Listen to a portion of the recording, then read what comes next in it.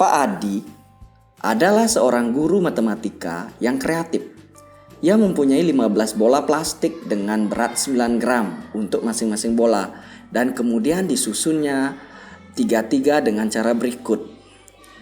Dengan berfokus pada berat seluruh plastik, alat peraga tersebut digunakan Pak Adi untuk mengenalkan sifat perkalian yang disebut A. Representatif, B. Distributif, C. Asosiatif, D. Komutatif, E. Fakultatif, C. Asosiatif. Nah, jadi kalau soalnya seperti ini kita harus pahami dulu satu-satu.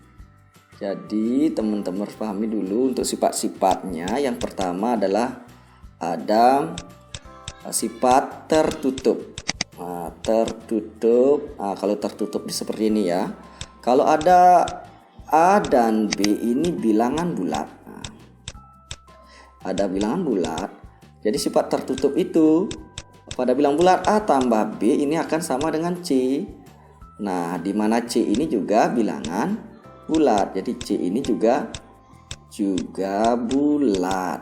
Nah, ini sifat tertutup. Nah, selanjutnya ada sifat komutatif. Nih, komutatif. Kalau komutatif sifatnya adalah A ditambah B sama dengan B ditambah A. Atau yang perkaliannya A kali B sama dengan B kali A. Nah, ini sifat komutatif. Nah, nama lainnya adalah pertukaran. Jelas ya. Sekarang sifat berikutnya ada namanya sifat asosiatif. Nah, ini asosiatif ini adalah sifat pengelompokan. Jadi ini namanya pengelompokan. Nah, jadi sifat pengelompokan ini seperti ini ya. Jadi kalau ada A ditambah B tambah C ini sama dengan A ditambah B tambah C. Nah, kalau di perkaliannya adalah A kali B kali C sama dengan bisa juga A kali B kali C. Nah, ini sifatnya. Nah, lanjut lagi, sifat yang kita kenal adalah sifat distributif. Nah, bagaimana sifat distributif ini? Penyebaran namanya ya. Jadi sifat distributif itu adalah A dikali B ditambah C. Nah, ini kita kalikan masing-masing ya. A dikali B ditambah A dikali C. Nah, ini sifat distributifnya. Kalau distributif pengurangan, A dikali B kurang C sama dengan A kali B kurang A kali C. Ini sifat distributif. Nah, jadi konteks soal ini yang lebih cocok adalah sifat jadi konteks ini yang lebih cocok adalah sifat asosiatif. Nah, pengelompokan. Jadi kita berfokus pada berat ya. Jadi di sini kita lihat berfokus pada berat. Jadi ada 3 ini, lihat kalau kita lihat bentuk yang vertikal. Jadi beratnya di sana ada 3 ya. 3 dikali 9.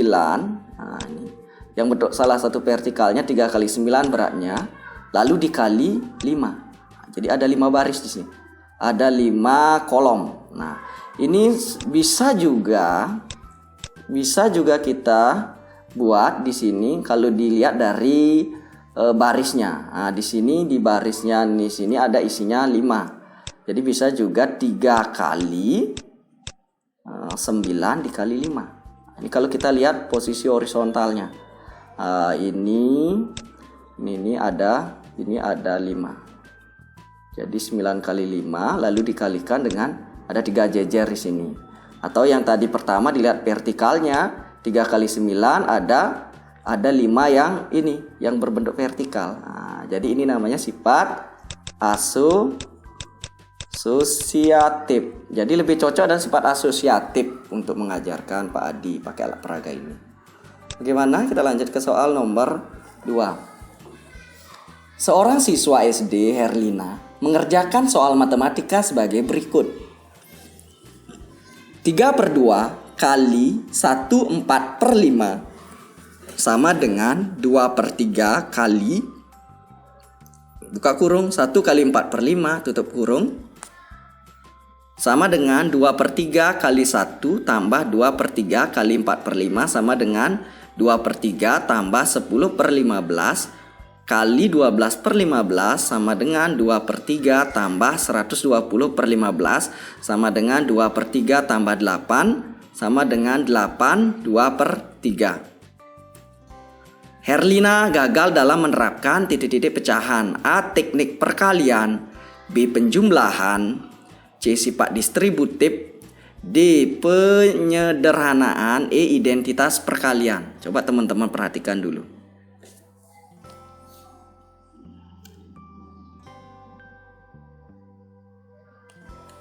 Oke, kita cek tiap proses ya. Di sini lihat 3/2 kali 1 4/5 sama dengan di sana ditulis harusnya 3/2. Jadi Herlina menuliskan 2/3 kali 1 kali 4/5. Nah, di sini lihat, di sini 2/3. Jelas di sini teknik perkalian yang tidak dikuasai oleh Herlina. Sehingga di sini kok dibalik ini 3/2 dengan 2/3-nya.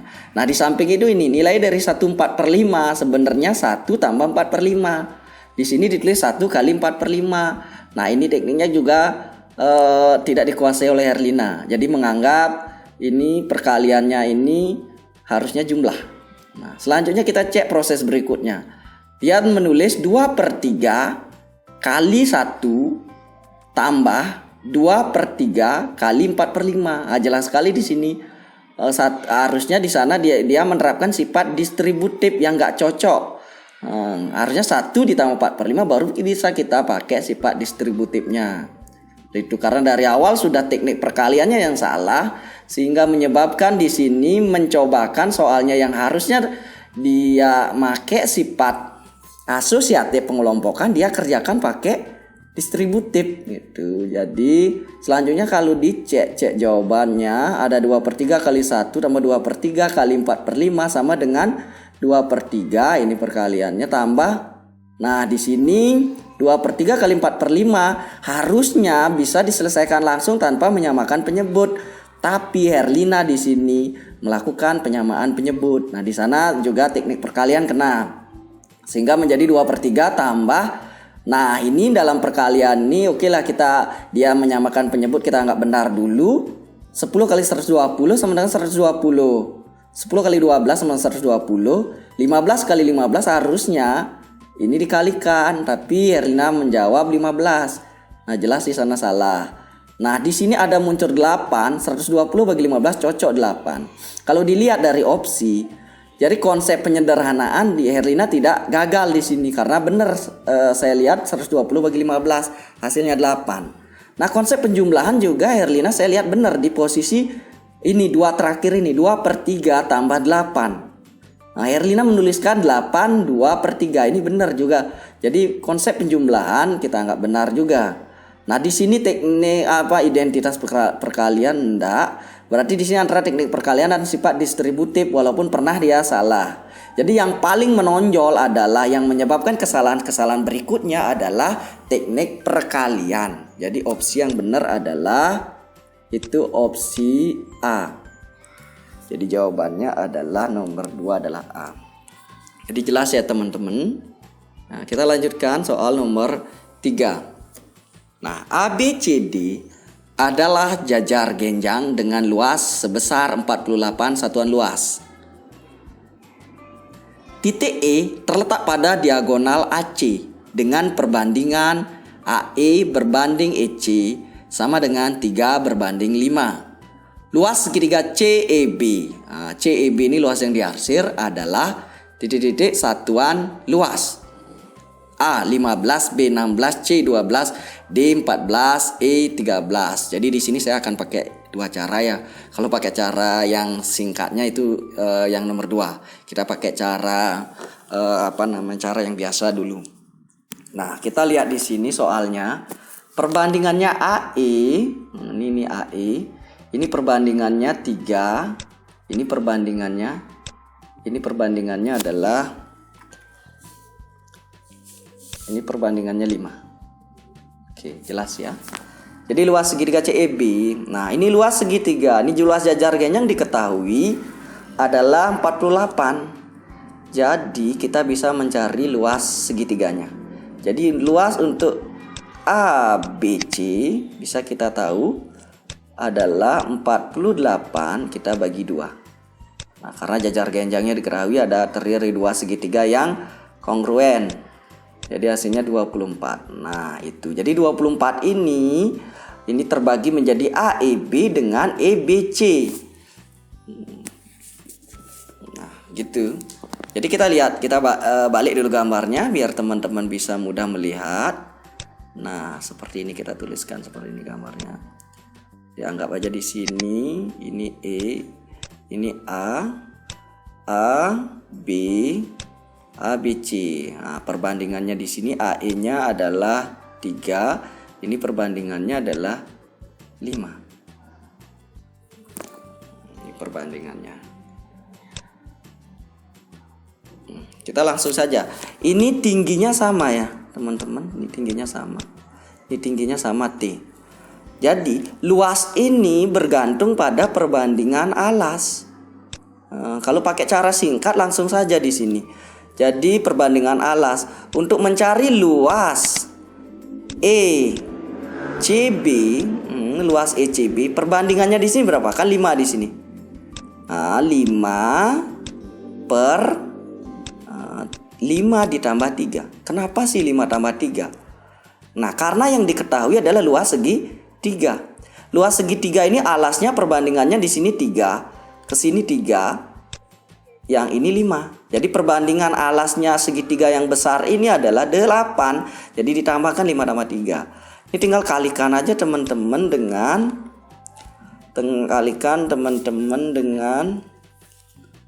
luas ABC-nya yaitu 24. Jadi hasilnya 5 per 8 dikali 24 sama dengan, kita sederhanakan, ini menjadi 3. 5 kali 3 sama dengan 12. Jadi opsi yang benar adalah C. Salah saya. Maaf. 5 kali 3 adalah gagal fokus saya. 5 kali 3 jawabannya 15. Jadi opsi yang benar adalah opsi A ya. Opsi A. Jelas ya teman-teman? Kita lanjutkan ke soal nomor 4.